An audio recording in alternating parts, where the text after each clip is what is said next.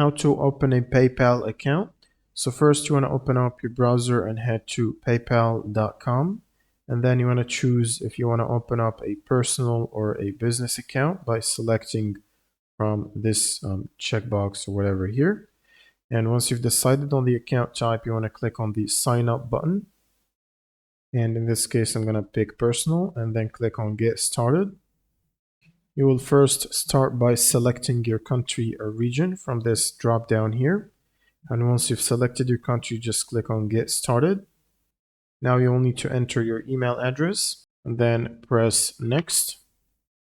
Now you will need to enter your phone number and then you should press next, and they should send you a code to your phone number that you'll need to enter to confirm your phone. And once you've completed that step, you will need to verify your email address.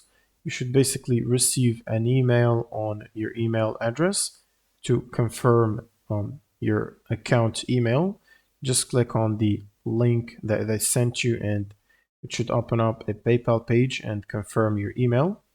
Next, you will be logged into your PayPal account, where you can start by adding a bank account or a credit or a debit card and verify it. And usually after verifying these, you can start using your PayPal account. Sometimes they may ask you for identity or address verification.